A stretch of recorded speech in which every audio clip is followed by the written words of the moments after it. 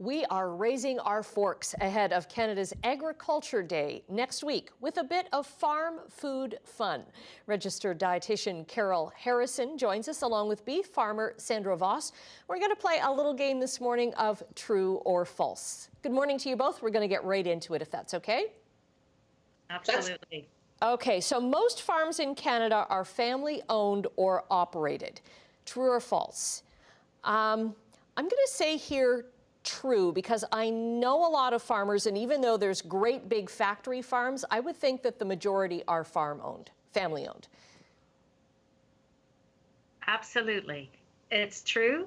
In Canada, we have 98 point whatever percent of farmers who actually live and work on their farm and involve their extended family, their children, and that's what we mostly are here in Canada. Right, and Sandra, that's what you do yourself, right? You've got a beef cattle farm in, is it Brant? Yeah, Brant County, absolutely.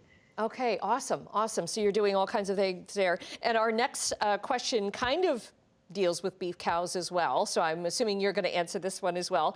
True or false, birds, bees, and beef cows live together? I'm guessing this must be true, because I would like to find out the connection here. You're perfectly right. When you have cattle on a farm, you have all kinds of wonderful plants and grasses that they grow. And because those plants grow at different times during the year, you have lots of flowering things for the bees and the insects and the butterflies to come.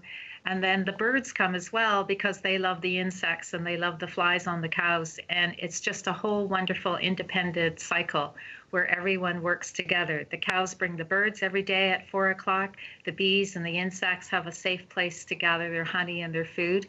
And without the cows, I don't think I would see that on my farm as much as I do. That's pretty cool, and I want to expand a little bit more about your farm, Sandra, because you didn't grow up as a farmer, but you're doing this, and it's kind of like you were a nurse, I understand? Yes, I started my life as a nurse, and health promotion and public health was my big thing. And then I had an opportunity to buy some farmland, and I thought, well, I guess I better go learn to be a farmer. And I think that nursing background enabled me to understand how interdependent relationships are with nature, with animals, and having good soil, because I've always believed that great food begins with healthy soil. Right, and buying local as well. So Carol, I think the next two questions might be an answer from you. Our next true or false is organic food, fruit and vegetables are more nutritious than non-organic. I know that this is false. You are right, Annette. That is false. Non-organic and organic vegetables and fruits are just as nutritious. And at the end of the day, the main thing we want Canadians to do is to make half their plates vegetables and fruits, preferably Canadian choices. Like you said earlier, buy local, fresh or frozen Canadian, they're great choices. Because for a lot of people, organic is just too expensive. You can't put that in your cart. Yes, that's right. Okay, and then our final question here is Canadians eat on average 2 to 3 beef meals a week. I'm going to say that's kind of high, so I'm going to say false to that one. Carol? Yeah, actually, that is true. So if you think about it, Annette, yeah, 3 of our, say, 21 meals that we might be able to eat in a week are fresh red meat. So that does leave 18 other meals for great Canadian protein choices. So this idea that we're all overeating red meat is really not true.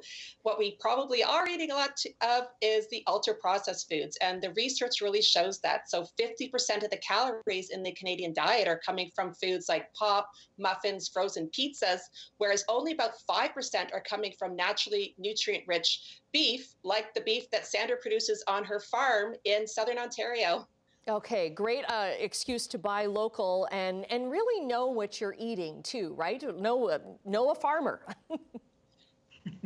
Yes, that's right. And we can all celebrate Canada's Agriculture Day, February the 23rd rather, excuse me. And we can put a fork up for the foods that we love and the people who produce them.